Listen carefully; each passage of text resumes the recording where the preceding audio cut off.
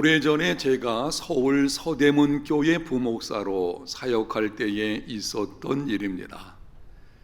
한 번은 교회당 근처에 살고 있는 어떤 집사님 가정에 신방을 갔습니다. 예배를 드리고 대화하는 중에 여자 집사님이 이야기를 합니다. 목사님, 며칠 전에 놀라운 일을 경험했습니다. 우리 부부가 평소에는 거의 다투지를 않는데 그날은 어떤 문제를 가지고 큰 소리로 심하게 다투었습니다. 그런데 앉아서 TV를 보고 있던 초등학교 5학년 딸이 갑자기 말하기를 서로 물고 먹으면 피차 멸망할까 조심하라. 부부가 동시에 그 말을 듣고는 싸움을 멈추고 딸에게 물어보았습니다. 너 지금 뭐라고 말을 했니? 나 아무 말도 안 했는데요. 너 지금 서로 물고 먹으면 피차 멸망할까 조심하라 그렇게 말하지 않았느냐? 딸이 말하기를 그거요. 지난 주일에 우리 전도사님이 설교 시간에 주신 말씀이에요. 그 말을 듣는 순간 이 집사님 부부는 등에서 식은 땀이 흘러내렸다고 합니다. 하나님께서 이 아이를 통해 우리 부부에게 말씀하시는구나. 부부가 약속을 하기를 앞으로 다시는 이렇게 싸우지 않도록 합시다. 가정이든지 교회든지 나라와 민족이든지 서로 물고 먹으면 피차 멸망하게 되어버립니다. 가끔 우리나라는 심각한 정치적, 사회적 갈등 가운데 있는 것을 보게 됩니다. 보수와 진보의 이념적인 갈등, 현 정부와 전 정부의 갈등, 가지고 있는 자와 가지지 못한 자의 갈등, 회사 안에서는 노사 간의 갈등, 장년 세대와 청년 세대의 갈등, 모든 시대 모든 나라는 갈등을 가지고 있습니다. 그런데 현재 우리나라가 가지고 있는 이 갈등의 모습은 아주 심각합니다. 내가 죽어야만 내가 살 수 있다, 이런 생각과 방식으로 대하는 것을 보게 됩니다. 흑백 논리에 잠겨 가지고는 어찌하든지 상대편을 짓밟고 올라가려고 하는 그런 모습들이 너무나 많은 것을 보게 되는데, 이렇게 서로 물고 먹게 되면 앞으로 나라의 운명이 어떻게 될지 염려가 됩니다. 여러분, 이러한 때에 예수님을 믿는 하나님의 자녀들은 어떻게 살아야 하겠습니까? 행복한 가정, 행복한 교회, 행복한 나라와 민족을 이루기 위해서 우리가 힘써야 할 것은 무엇입니까? 오늘 본문 14절에 하나님께서 우리에게 말씀하십니다. 모든 사람과 더불어 화평함과 거룩함을 따르라. 이것이 없이는 아무도 주를 보지 못하리라. 모든 사람과 더불어, 나와 가까이 지내는 사람이든지 관계가 좀 소원한 사람이든지 나를 불편하게 하는 사람이든지 나를 사랑하는 사람이든지 그 대상이 누구이든지 모든 사람과 더불어 화평함과 거룩함을 따라야 합니다. 미국 시카고 미국 카네기 공과대학에서 인생살이에 실패한 사람들, 가정생활, 직장생활, 사회생활에서 실패한 사람들 10,000명을 표본 조사해서 연구를 했습니다. 인생살이에 실패한 이유가 무엇일까? 연구 결과는 전문적인 기술이나 지식이 없어서 실패한 사람은 15%에 불과하고 85%가 인간관계에 실패했다고 합니다. 연구원들도 깜짝 놀랐습니다. 일반적으로 생각하는 것이 세상에서 성공하려면 전문적인 기술이나 지식을 가져야 된다, 어찌하든지 배워야 하고 스펙을 쌓아야 되고 이런 방식 아니겠습니까? 그런데 놀랍게도 연구해 보았더니 85%에 해당되는 사람들이 인생에 실패한 이유가 인간관계에 문제가 있었다고 합니다. 도대체 인간관계에서 어떤 면에 문제가 있는지 심층 연구해 보았더니 한결같이 부정적인 생각과 부정적인 생활 자세를 가지고 있었습니다. 부정적인 생각과 부정적인 생활 자세는 인간관계를 어렵게 합니다. 바르지 못한 인간관계는 인생을 실패하게 합니다. 여러분에게 질문할 때에 정직하게 한번 대답해 보십시오. 요즘 여러분의 인간관계는 어떻습니까? 혹 깨어진 관계는 없으십니까? 누군가를 볼 때에 마음이 불편해서 그 사람과 상대하고 싶지 않은 이런 경우는 없습니까? 올바른 인간관계가 인생의 성공을 결정합니다. 올바른 인간관계를 가지려면 어떻게 해야 합니까? 모든 사람과 더불어 화평함과 거룩함을 따라야 합니다. 오늘 본문 14절 말씀을 제가 다시 한번 읽어드리겠습니다. 주목해서 들어보십시오. 모든 사람과 더불어 화평함과 거룩함을 따르라. 이것이 없이는 아무도 주를 보지 못하리라. 아무도 주를 보지 못하리라. 모든 사람과 화평함과 거룩함을 따르지 않으면 그 사람은 주님을 볼 수 없습니다. 하나님을 인격적으로 만날 수 없고 하나님께서 약속하신 영적 풍성한 삶을 누릴 수 없고 하나님의 도우심을 힘입어 행복한 인생을 살아갈 수도 없습니다. 신약성경 마태복음에 보게 되면 산상수훈이 기록되어 있습니다. 예수님께서 그 중에 이렇게 놀라운 말씀을 하셨습니다. 마태복음 5장 23절과 24절입니다. 그러므로 예물을 제단에 드리려다가 거기서 내 형제에게 원망 들을 만한 일이 있는 것이 생각나거든 예물을 제단 앞에 두고 먼저 가서 형제와 화목하고 그 후에 와서 예물을 드리라. 예배는 인생의 목적이며 삶의 최우선순위입니다. 예수 믿는 하나님의 자녀들은 평생을 예배를 생명처럼 여겨야 합니다. 예배는 어떤 상황에서도 나중될 수 없습니다. 반드시 하나님께 예배하는 것이 우리 삶의 첫 번째 우선순위가 되어야 합니다. 그런데 그렇게 중요한 예배와 관련해서 예수님께서 말씀을 하셨습니다. 내가 예배를 드리기 위해서 왔을 때에 혹시 너의 잘못으로 인해서 다른 사람에게서 원망 들을 만한 일이 있는 것이 생각나거든 예배를 중지하고 가서 그 사람과 화해하고 그리고 와서 예배를 드려라. 무슨 말씀을 하시는 것입니까?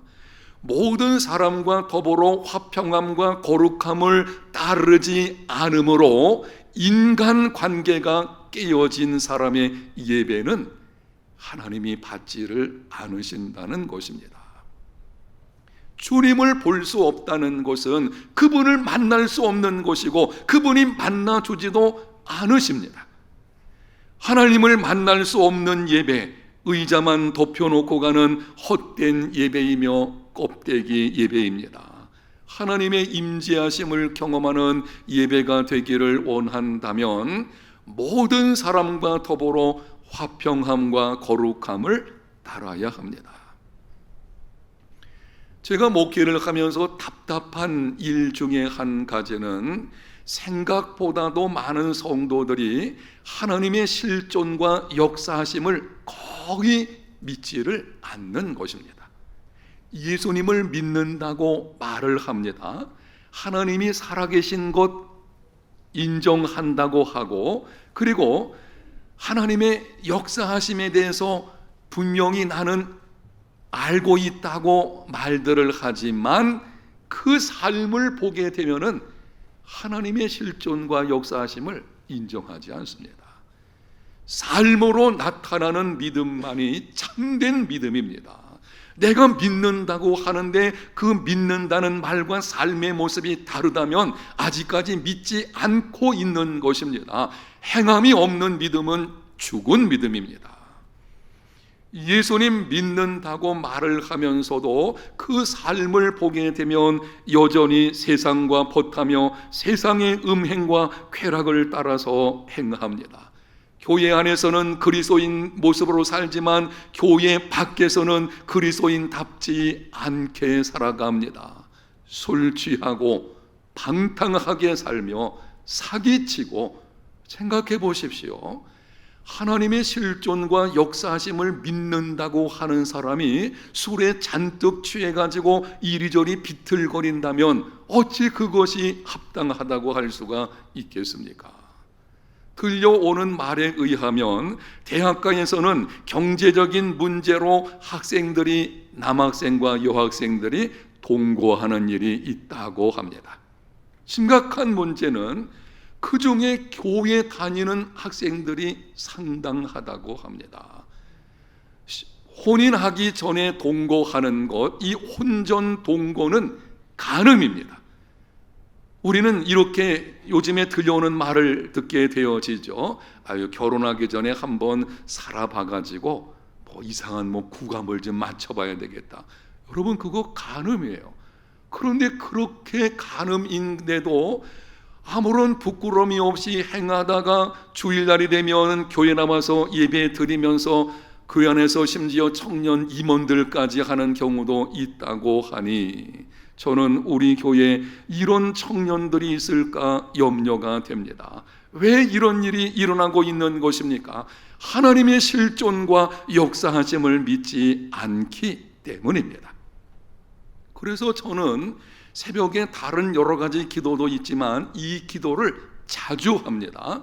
하나님 아버지, 저에게 은혜를 베풀어 주셔서 하나님의 실존과 역사하심이 내 삶과 사역에서 분명히 보여지게 하여 주시옵소서.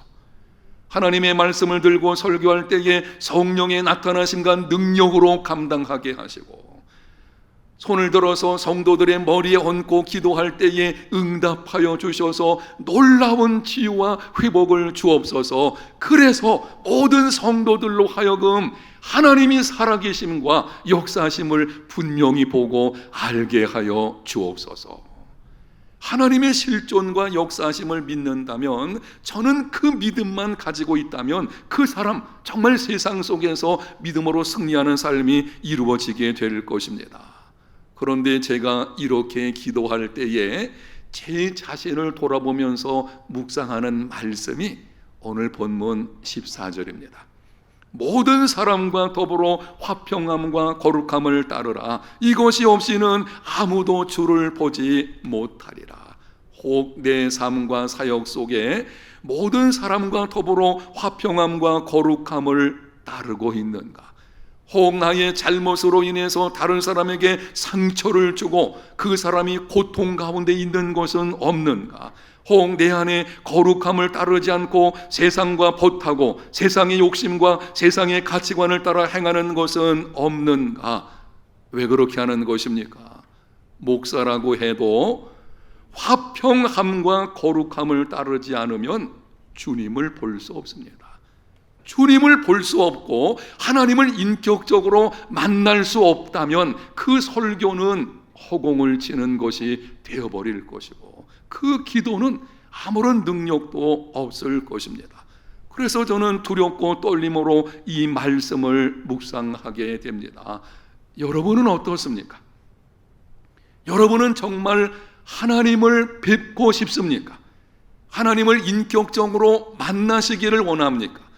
여러분을 통해서 자녀들이, 적어도 우리 가정의 자녀들이 하나님의 살아계심과 역사심을 보기를 원하십니까?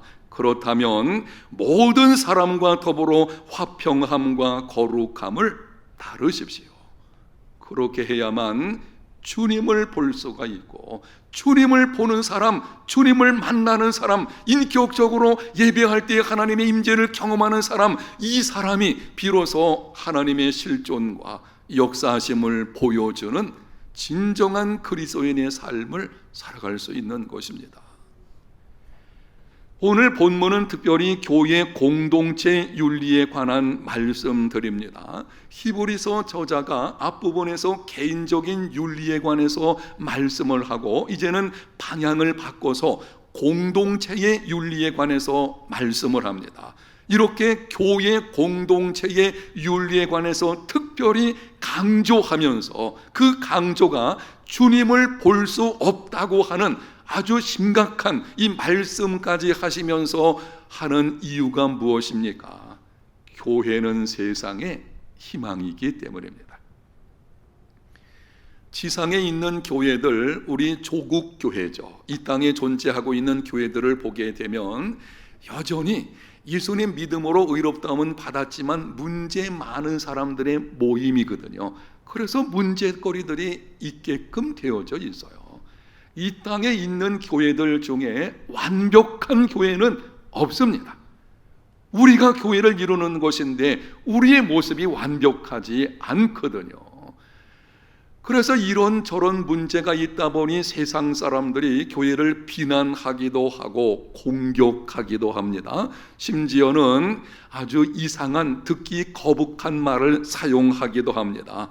여러분, 그럼에도 교회는 세상의 희망입니다. 따라합니다. 그럼에도 교회는 세상의 희망이다.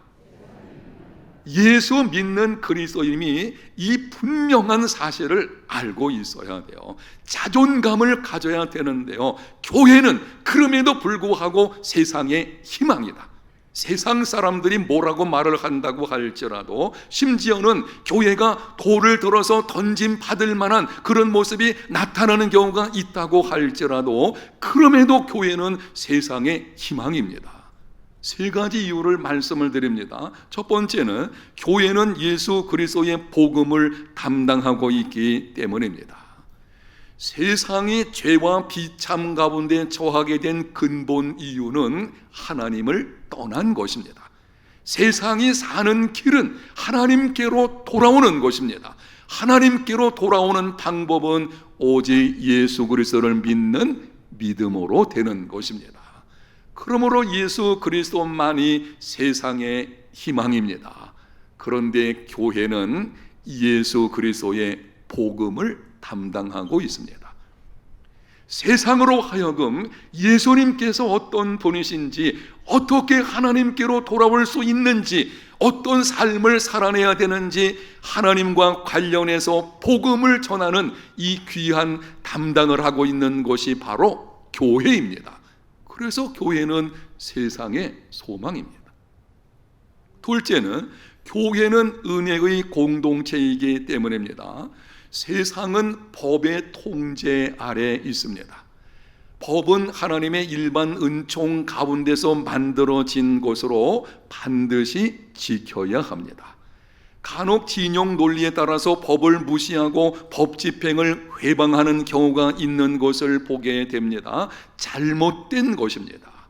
우리나라의 문제 가운데 하나는 진영 논리가 너무 강해서 내 편이 아니면 적으로 간주하죠. 그래서 내 편이 아니면 심지어 법에 관한 것도 그걸 부정하거나 아니면은 회방하는 일이 있는 것을 보게 되는데, 잘못된 것입니다. 법은 존중되어야 하고 정당한 법 집행에는 순종해야 됩니다. 여러분, 그런데 법은 사람들의 삶을 통제는 하지만 변화시키지는 못합니다. 한 사람의 내면을 새롭게 변화시켜서 그 인생을 송두리째 변화되게 하는 것은 법을 가지고는 되지 않습니다. 사람이 변해야 세상이 변합니다. 역대 정권들을 한번 생각해 보세요. 정권이 바뀐다고 해서 세상이 변하던가요? 조직을 바꾼다고 해서 세상의 변화가 이루어지고 있던가요? 물론 위적인 변화는 어느 정도 찾아올지는 모르지만 한순간 그거는 사라지게 됩니다. 진정한 변화는 사람이 변화될 때에 이루어지는 것인데, 사람의 변화는 오직 하나님의 은혜로만 되는 것입니다. 교회는 은혜의 공동체입니다. 세상에 있는 수많은 공동체들 가운데서 오직 교회만이 은혜의 공동체입니다. 그래서 교회는 세상의 희망입니다. 셋째, 차별 없는 섬김의 공동체이기 때문입니다. 세상은 빈부, 신분, 외모로 사람을 차별합니다. 가지고 있지 않으면 가진 채라도 해야만 대접받는 것이 세상입니다. 그래서 나타난 현상들 중에 하나가, 저는 이런 측면에서 이 생각을 하게 되어지는데요, 집은 작은데 자동차는 굉장히 좋은 것을 타고 다닙니다. 특별히 젊은 사람들 가운데 보게 되면 작은 집에 살아가는데, 어떤 면에서는 자가가 아니고 전셋집을 살면서도 자동차만큼은 외제 아주 좋은 차를 타고 다니는 것을 볼 수가 있습니다. 왜 그렇게 할까요? 세상은 차별하거든요. 그렇게 하지 않으면 우습게 여기니까. 이게 세상의 원리인 것입니다. 그러나 교회는 모든 계급장을 떼어놓고 섬기는 공동체입니다. 회사에서 사장도 교회 안에 들어오게 되면 자기 회사 직원과 똑같은 위치에서 서로 섬기는 공동체입니다. 우리나라 초대교회 당시에는, 그 당시에는 집에 종들이 있지 않았습니까? 집에서는 주인인데 교회에 오게 되면 자기 집의 종 아래서 지도를 받는 경우가 있었습니다. 세상에 이런 공동체가 어디 있겠습니까? 교회만이 세상의 희망입니다. 여러분, 그런데 세상의 희망인 교회가 세상 속에서 실제적으로 희망을 보이려고 하면 반드시 지켜야 할 것이 있습니다. 오늘 말씀이죠. 모든 사람과 더불어 화평함과 거룩함을 따라야 합니다. 교회가 화평함과 거룩함을 힘쓸 때에, 그때 주님께서 그 가운데 역사하시는 것을 경험하게 될 것이고, 주님을 보고 그분을 만나고 그분의 역사하심이 있을 때, 그때 영향력 있는 교회가 이루어지게 되는 것입니다. 여러분에게 두 가지를 계속 말씀드리고 있어요. 화평함과 거룩함입니다. 화평을 추구한다고 해서 거룩을 상실하게 되면 무능력한 교회가 됩니다. 우리는 화목해야지, 화목해야 된다는 미명 아래서 거룩함을 상실하게 되어지는, 죄를 용납하는 일이 벌어지게 되면은요, 그건 무능력함으로 나타나게 되는 것입니다. 반대로 거룩은 추구하면서도 화평을 버리게 되면은 그 결과는 상처와 분열과 고통뿐입니다. 이 두 개가 함께 교회 안에 있어야 할 것이고, 우리 모두는 바로 이 일을 힘쓰는 삶이 되어야 합니다. 세상에 희망을 주는 교회가 되려면 세속적인 가치관과 생활 양식이 교회를 오염시키지 않도록 조심해야 됩니다. 오늘 말씀을 듣는 저와 여러분 모두는 모든 사람과 더불어 화평함과 거룩함을 따르는 이러한 믿음의 걸음들이 다 되시기를 예수님 이름으로 축복합니다.